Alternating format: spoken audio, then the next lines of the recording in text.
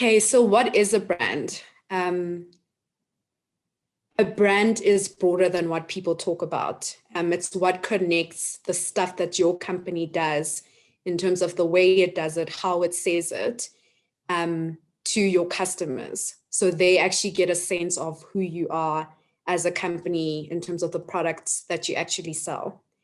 And it goes beyond just having a logo or the actual product. It's the essence of what your whole business should be, or your product or offering should be based on. So think of your brand actually as a person. And us as human beings in general, we all different. We all have different characteristic traits in terms of our likes and dislikes, what makes us tick, the things that people like about us. And that is what a brand is.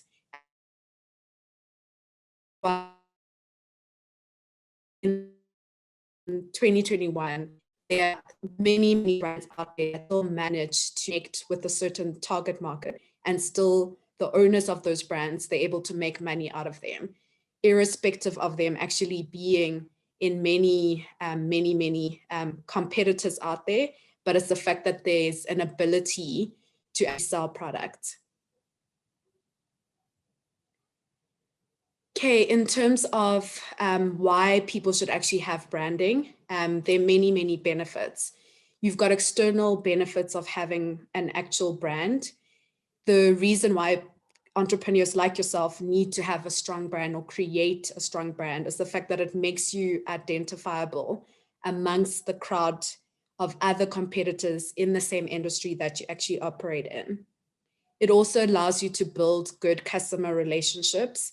And it might not necessarily be your direct customers who are buying a product, but it could also be your suppliers. If your brand is known for being friendly, delivering on excellence, your suppliers that are going to be providing you with input that you need to create your stuff will also want to work with you, because they're seeing that they're being associated with a good brand. Then internally, in terms of your company, whether you're running your company as a solo person right now, but those who obviously have team members or you employ people in your current business, by having a brand, it actually unites your team, because they now have a common vision of what your brand stands for. They look at the brand, excited in the morning to wake up and work there, good in the world, and it makes me feel positive about being an employee there. And if that is the case, that means you have a good company culture. Your staff members will want to stay there because they believe in what your brand stands for. Also, having a good brand is the fact that it speaks by itself and on your behalf.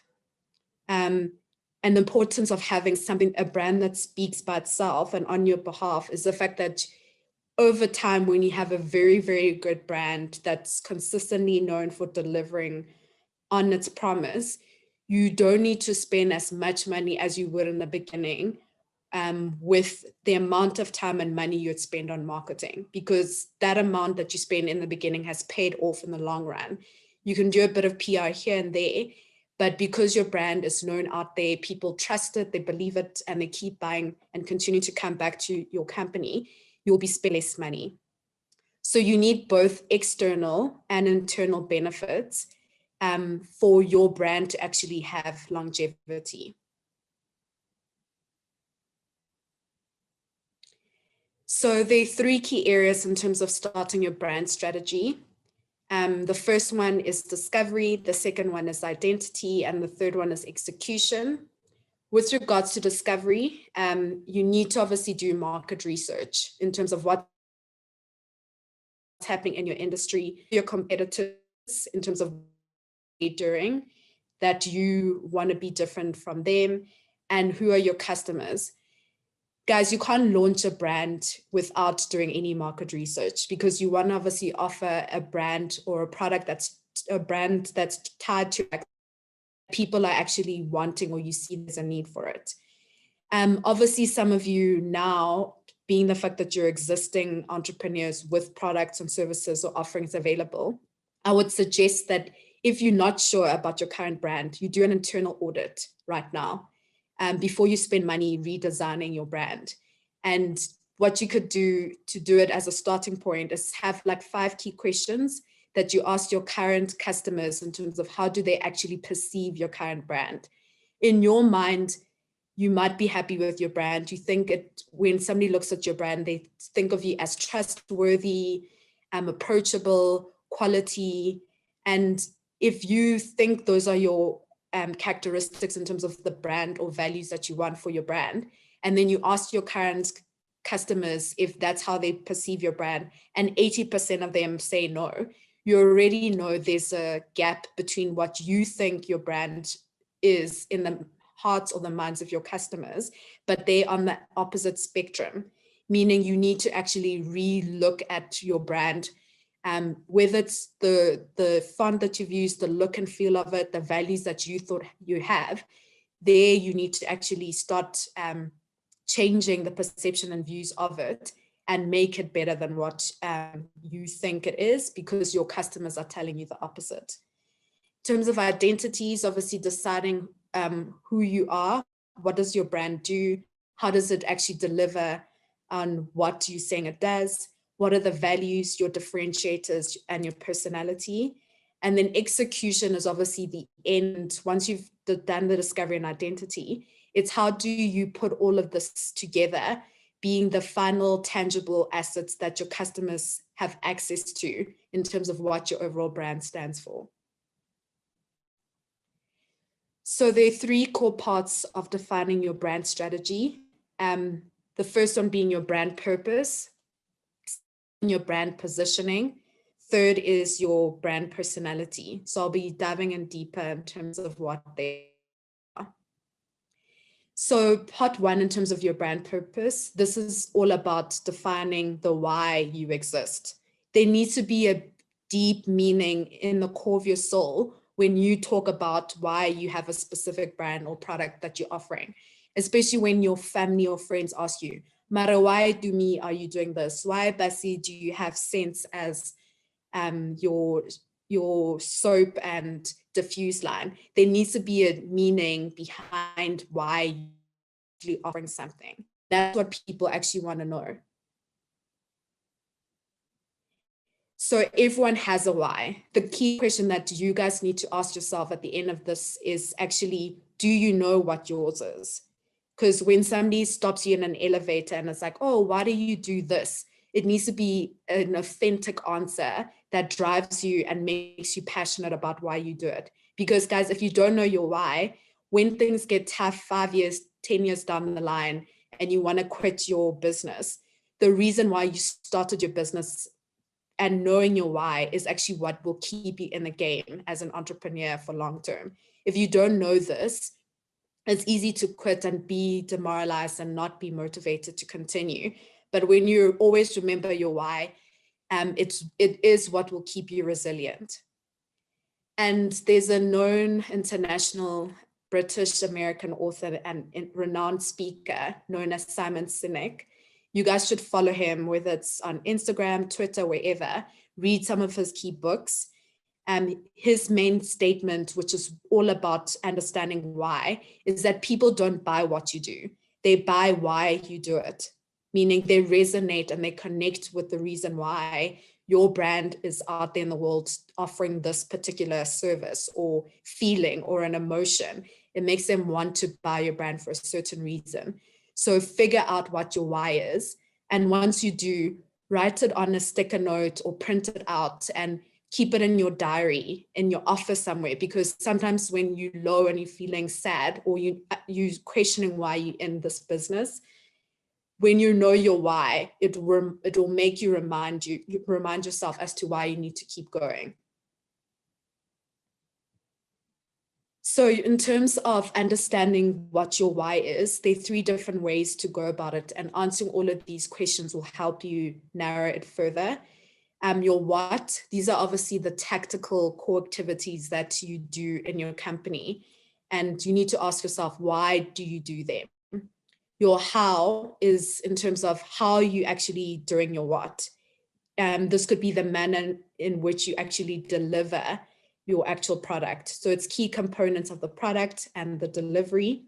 And then why, obviously, once you know what you do and how you do it, you then can get deeper in terms of why you exist. What is the reason you and your business actually exists in this day and age? And once you know why you do it, you'll be able to create your brand purpose statement. And this is something, if none of you have it now, it's a good time to actually decide what is your brand purpose statement and actually create it for yourself. So I've done one as an example here. And let's say I'm Tumi and I started a virtual assistant business last year, middle of COVID, because I'm trying to help entrepreneurs who are struggling. So my brand purpose statement would be, I deliver virtual assistant services to start-up and entrepreneurs through 100% online customizable services in order to support these entrepreneurs to succeed by giving them back time they need and can use to focus on their business tasks. So guys, the brand purpose statement tells people why I'm in the business of being a virtual assistant provider. And by creating a brand purpose statement and getting my why, helps me connect directly with a key target segment of consumers. I mentioned here that I'm only want to look at startup entrepreneurs. I don't want to focus on people who've been in the business for 10, 20 years. They're already succeeding. I really am passionate about helping startup entrepreneurs who are struggling and they need that assistance. How do I go about it? I go about it by giving them 100% online customizable services, meaning depending on what type of startup entrepreneur you are, you can pick and choose what type of services I can give you, meaning it's niche, it's bespoke, it's customizable. And depending on what budget that you have, I can meet your needs. Why do I do it? My why is the fact that I want to offer them support so that these entrepreneurs can succeed. That is my why. I'm not in it just because, oh, I'm bored, I want to help them. I see that by offering my services, they can actually succeed. And how they succeed is because through my services that I offer them, I'm going to be giving them back time that they didn't have before, because I can now pick up their phone calls on their behalf. I can diaries for them. By giving this time back, they can give them back so that they can actually focus on their business and they can actually make their business. That is my stuff, and who you're trying to help and how you're going up, what benefit is it to your customers that you're in the business that you're in. That's how you'll narrow down what your why is. Then in terms of understanding further what your brand purpose is, guys, brand values are very important. So what are they? They're key characteristics of what you want your brand and business to be known for. This in essence is your company identity. So when people talk about your brand, what are the 5 key traits that you want people to mention that really, really resonate to the core of your being of why your brand actually exists and what your brand actually stands for? And these can be simple words or short phrases. And it's always have a few but impactful set of values. And for people who are starting up in the business, less than 5 years of age, in the beginning, have 3 to 5 values. Some companies have up to 10. And over time, they've obviously decided to add more values as they've grown in their business and after they've achieved certain milestones. But in the beginning, have 3 to 5 and then stick by them. Because when you have your brand values and that becomes your company identity, how you conduct yourself in terms of how you run your business, how you interact with your staff, how you actually treat your customers, how you deliver on your product or offering, your brand values need to tie in all of those aspects. You can't say one of your brand values is excellence in terms of customer excellence and reliability when you don't even offer that at all through your product.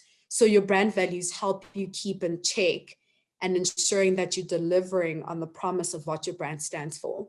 And it's a good way to connect with other customers whose brand values are similar, whose values in life in general are similar to your brand values, because that's how you will get and attract the customers that actually want to buy your brand. So part 2, in terms of your brand positioning, this is actually what helps set you apart amongst your competitors, because in the industries that you play in, majority of the time you'll always have competitors, and it's important to know how to stand out. So Philip Kotler, who's basically the father of marketing, has defined brand positioning as the act of designing the company's offering and image to occupy a distinctive place in the mind of the target market. So is in the industry that you're in, how will you create a distinctive place in the mind of your target market? And the ways you go about it will help you stand out. And the importance of it is actually attract the right customers to connect to your brand. So there are 2 concepts that will help you in terms of establishing your brand positioning. These are your brand differentiators, and then secondly, your brand value proposition. So brand differentiators, I've just put an image here that will help you guys in terms of understanding which are the below dimensions of factors that you can consider when you start deciding what are your brand differentiators.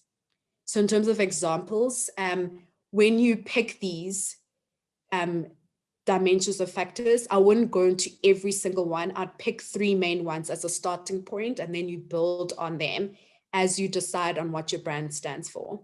So if you're going to pick category based, maybe you want your brand to be known as the best for doing something in your particular industry, and say you're going after that. Or you, in the category that you're in, you're actually offering something that has never been there before, and you're actually creating a whole new category. That's how some brands have actually decided to stand out. Then in terms of consumer based, if your focus is on delivering on a pain that current consumers in your industry have, you're now more consumer based, meaning your whole differentiator is either about creating a new consumer segment that you've heard about consumers or something, you strongly believe that your brand will deliver the answer, then you go in that angle. Or if you consumer based, you actually give a completely amazing consumer experience that your other competitors have been sleeping and not even thinking about. And then you use that as how you will sell and position your brand in the industry. If you competitor based here, you will creatively communicate how you outdo or beat your competitor. For example, let me just think top of mind. Unilever Sunlight dishwashing liquid. They specifically say they want that 750 milliliter bottle of dishwashing liquid that's green washes 1,000 plates or something like that, or 1,000 uses. They actually creatively are telling you, we are in it for the long run. Our dishwashing liquid is so good, it helps you clean as many dishes. They decided to creatively communicate the unique selling proposition by almost saying we outbeat our competitors, like Mac has got nothing on us because we are the best in terms of dishwashing liquid. So that's how they creatively communicate in their advertising why you should buy their dishwashing liquid over any of their competitors. You could focus on the benefit that your product will deliver. And when you talk about benefits, it's specifically for your consumer. Maybe it's you offering something that is of convenience, or you giving them an exceptional customer service that your competitors or anyone else in the industry is not offering them. Price could be a big thing. Are you more looking at a cheap price point for your product? Is it economical? Or you going on the other side of the spectrum where you want to be known as a premium brand? So that's how you will differentiate yourself amongst your competitors. Or you could be looking at attribute. This is key characteristics of the product. For example, you could have soft, ethically sourced fabric in like your t-shirts or the clothing line that you make, or if it's food or cosmetics or beauty products, maybe you're using healthy organic ingredients. And if that's what you're going to be growing as a differentiator, you use that as a starting point and you communicate that more specifically in your advertising, your marketing, so people know what your brand stands for. If you're about prestige, are you offering a luxury product? Is it exclusivity? Is there VIP membership? All these things, depending on what you pick, will actually help you know where and how you can stand out in the actual industry. Then you've got your brand value proposition. This is a single statement that summarizes the unique value you offer your customers and ensure that you deliver on it. There's no point in having a brand value proposition and you can't even deliver on what you're actually offering in the first place, because you'll miss out on any future or repeat customers if you fail them the first time around. So you can use a framework which is called We Help X, Do Y, Doing Z. So X is your target market, Y, what your customer can do with your product or offer, and Z, what your customer can become or gain with the interaction they have with your product. So that's how you can create your brand value proposition. So I just gave a simple example using Uber. Their brand value proposition is the smartest way to get around. So they're basically saying, with us, we are helping you get around in terms of wherever you want to go the smartest way. They obviously further say, how's it smart? Well, it's because we actually have an app that you can download, and it's actually very smart. It's a way you can directly put on your phone, you order your cab wherever you are, and it comes to you, and it's convenient, and it's just the smartest way to get around. And you can see they were very simple to the point, and just by saying Uber, the smartest way to get around, you as someone who would have never heard of Uber would be like, oh wow, what do they mean it's the smartest way? I need to obviously know and understand how smart is it, and really can they get me around the smartest way? Then they elaborate further. Once you know what your brand value proposition is, you start communicating what do they mean by the smartest way around. So they say one tap and a car comes directly to you. The second point is that your driver knows exactly where to go. And the most important thing is that payment is completely cashless. So once they start talking about what their key benefits of the offering that they give to the customer, it goes back to their brand value proposition of it being the smart way to.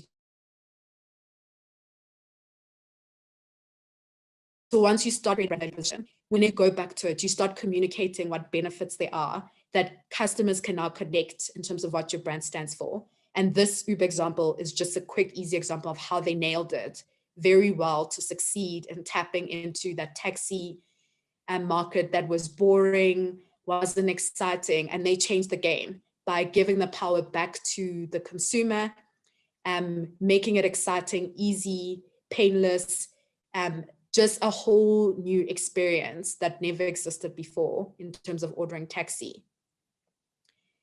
3, you've got your brand personality. So now that you know what your values are, you know your brand value proposition, you know your own statement, how will you communicate this to your customers? And this is what your brand personality does. It helps you communicate what your brand stands for by actually having a brand personality.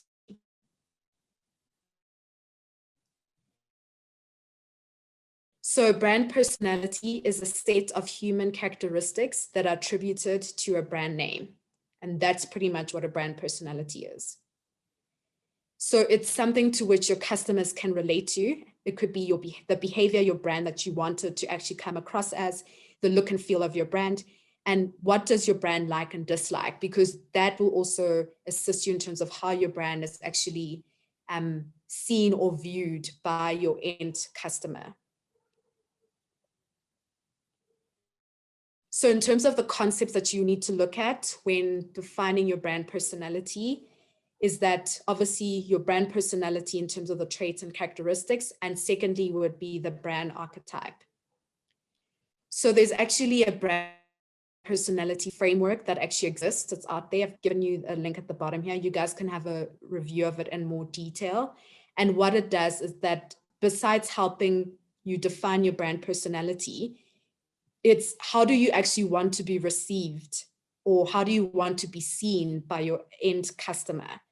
And the framework means that you pick which out of these 5 areas, where do you best see brand fitting based on the brand personality you want your brand to come across to your target market. Do you want to be seen as sincere, meaning you're down to earth, you're honest? Do you want to be seen as an exciting brand? You daring, you spirited, you imaginative, you up to date, you know everything that's happening, current, relevant, you top of mind in terms of what's new in the industry, etc.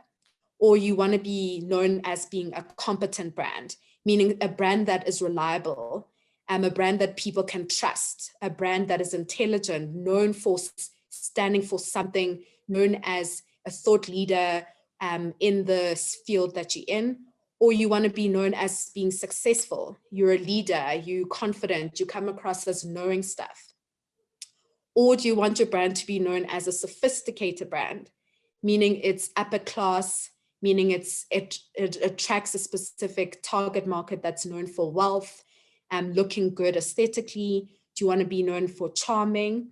And then obviously the last one is ruggedness, meaning an outdoorsy, adventurous type of looking brand, or that's tough, known for being different, unique.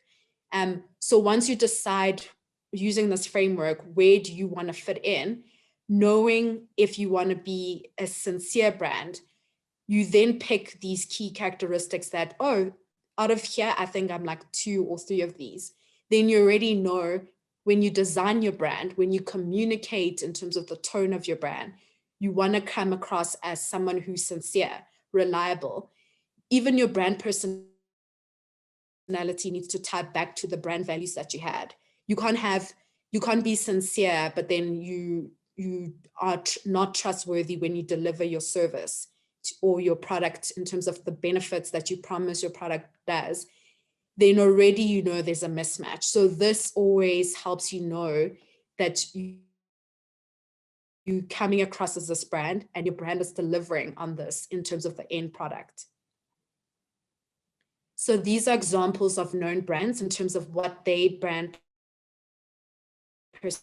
personality is. So up there, obviously centered around family. Hallmark, known for obviously their cards that they make, the family-orientated movies that are out there. Amazon, Cadbury. Excitement, you've got Tesla. Tesla obviously being the forefront with all the electrical cars. They stood out in their Red Bulls, in their Coca-Cola, Nike. Obviously those brands are daring. Nike, just do it. You already know when I wear Nike, it helps me do my stuff, exercise, be healthy. Competence, you've got brands like Volvo, Google, Intel, Microsoft. This is all about delivering a good service. You trust them. When you go on Google and you search for something, you know all the right key links are there for information sharing. Sophistication, you've got Tiffany & Co., Rolex, Gucci, Apple. And then the last one with ruggedness, you've got Harley Davidson, outdoors bike brand, Timberland, which is a clothing line, Jeep, a car which is all about like being able to get your Jeep Wrangler on like a mountainous, it will help you get up those crazy mountains, whatever. Marlboro being the ruggedness in terms of cigarette. So guys, you can see how all these brands that are all unique and different, they ooze out a unique brand personality. And through them, they get the right customers in the end to connect with them just by deciding what type of brand personality they stand for. So that's what your brand also needs to have. Then you've got the brand archetype. So this would be a certain genre or way of being that you want your brand to actually give off. And you can use the brand archetype framework. So why is it important? It will assist you to know how your brand should interact and communicate with your customers. And what I also suggest that you do is, if you have an existing brand or you're still trying to figure out what your brand is, start creating a brand persona. Like, who is your brand? Like, if your brand was a person, how would you describe that brand to your friends, to your family members? Start being as detailed as possible, because once you know who your brand is, what they like, they don't like, the age, the music that they like, your brand is almost like a person. And once you treat your brand like a person, you have more respect for your brand. You like your brand. They like your baby. And because if you love your baby and you care for it, you want the best for your brand, meaning how your brand shows up in the places that you're selling your brand, how your brand communicates to customers, how your brand delivers on what it's saying to your customers. They'll benefit by buying your brand. It becomes more meaningful. It becomes more important. And that's what people want to buy when you're talking about your brand.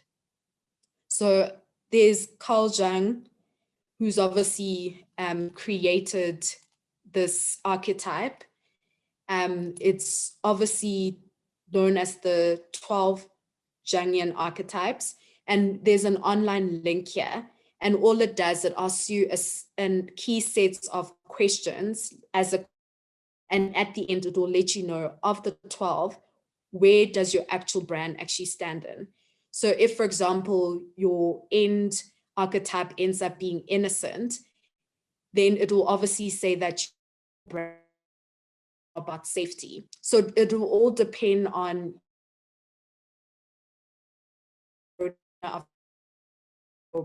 offering, what type of brand you want out there. And once you know your brand stands for a certain thing, you will always ensure that the way your brand comes across in print, in your logo, in the content that you write, this archetype is the way your brand will actually show up, and it will resemble your values and your brand personality. So this is another way of actually deciding what your brand personality will be. So it's something that lots of companies use. And just as a suggestion, do the exercise. Maybe you might surprise yourself. It might end up being something that it's not. Okay, then lastly would be your exterior concepts, which would be your brand visual style and your brand touch points. So the look at the end in terms of what your brand looks like is actually what your brand represents. And it needs to be consistent across all platforms. Your color palette, your logo, your typography, and your imagery, all of these are regards to what your brand should actually be in terms of your visual look and representation. So these are just examples of the different fonts that are available. So depending on your brand personality and how you want to come across, if you want to look playful, these are certain fonts that you should use in your print or your content that you write if you want to become professional. Then also, guys, color plays a key role in terms of evoking a certain emotion. So you can see different colors being used by different brands.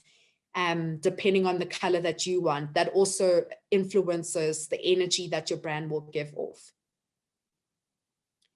Then you've got brand touch points. These are all the various areas your brand will interact with your customers. So think of a strategy for all your touch points, guys. Your brand is going to be out there in different spaces. So you need to ensure there's consistency in the different areas. So there's a uniform and unique customer experience that you're giving your brands at the end of the day.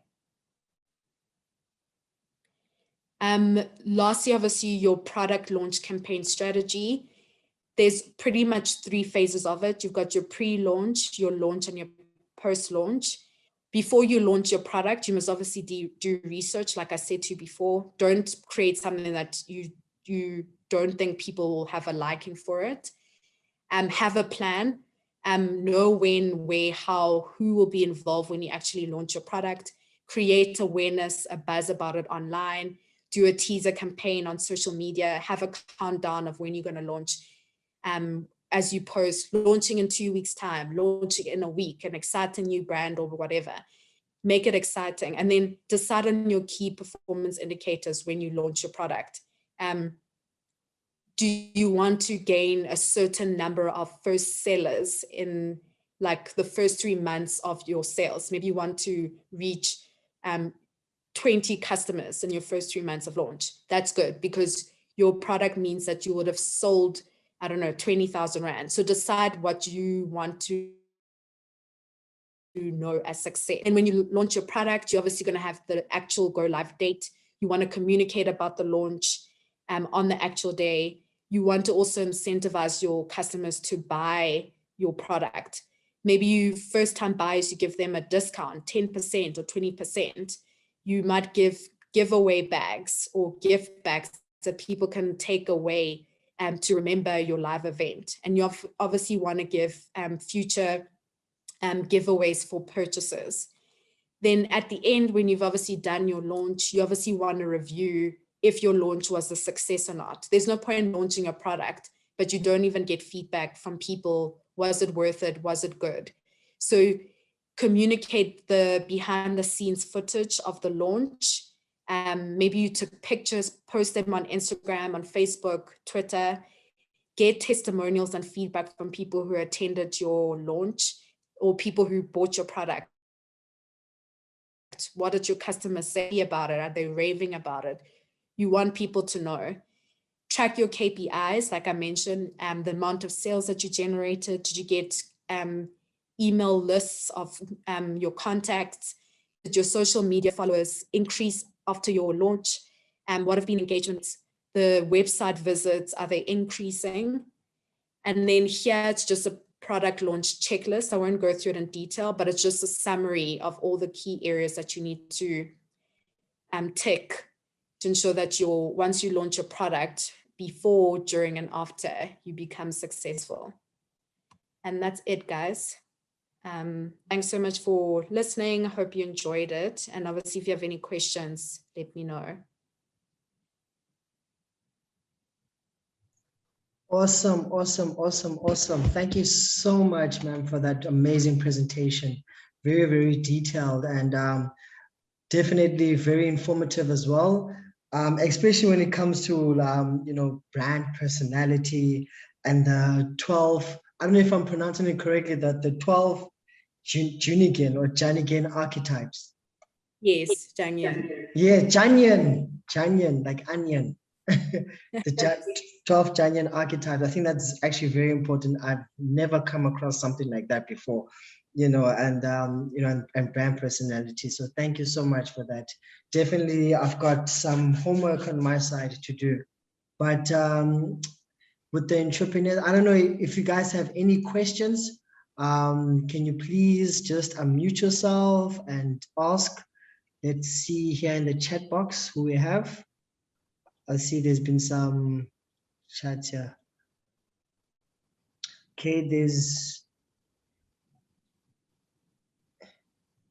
a message here from Poikucho. She's saying, very thought-provoking session. I like the point you covered on brand perception when doing research, getting unbiased feedback from clients. Then Ukatlejo, she says, as I plan an official brand launch. Thank you. Then Ellen says, thank you very much. Very insightful. Awesome. If you guys have any question, guys, can you please unmute yourself? Or any comments or reflections?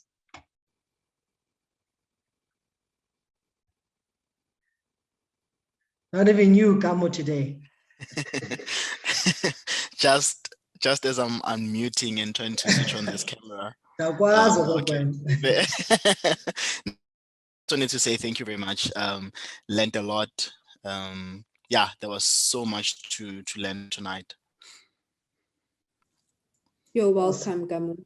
I'm glad that you found it valuable.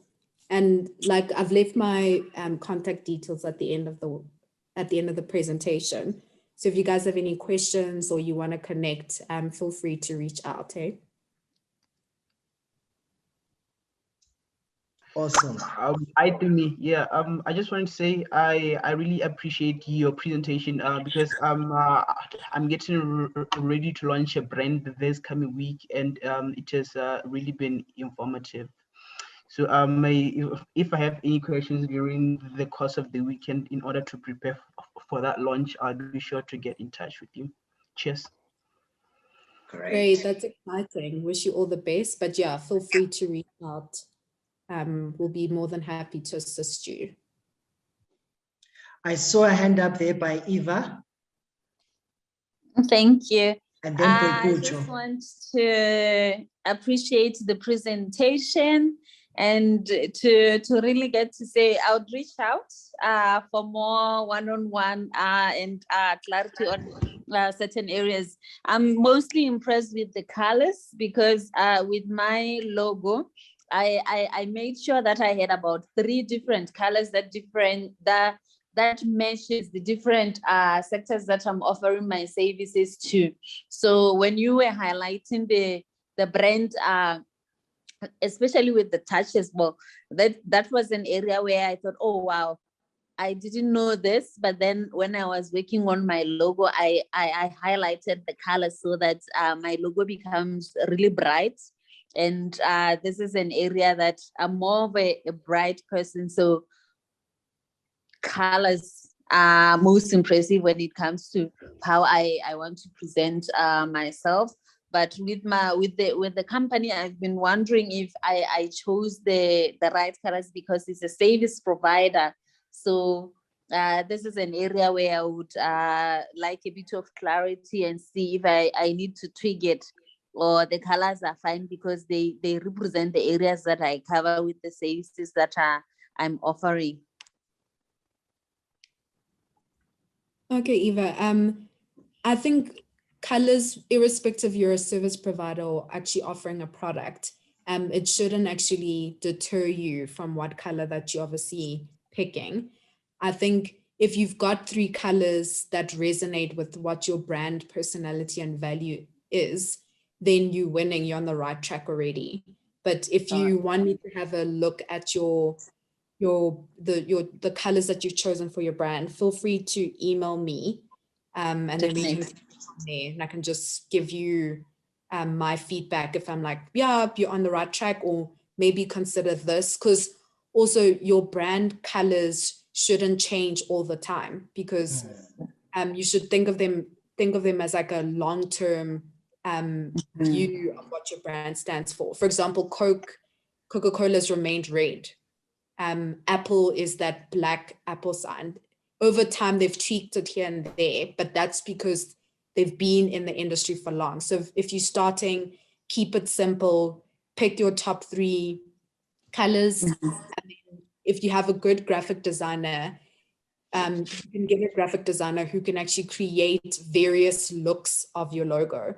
For example, you might have a logo that you want on your letterhead, with a specific color, but when your logos in your packaging or your product or in print or in your media content, it looks a certain way. So a specialized graphic designer can help you broaden the way your brand comes across in different ways, from stationery, your product offering. So it just varies on the use of your colors and where you use it.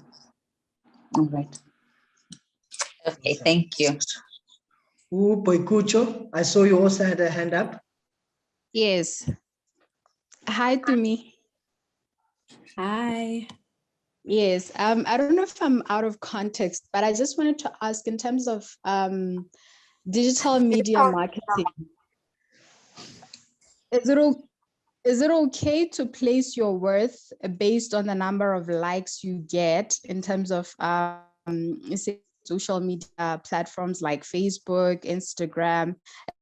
When you're a beginner, does it have or does it change the way your brand would be perceived based on the likes?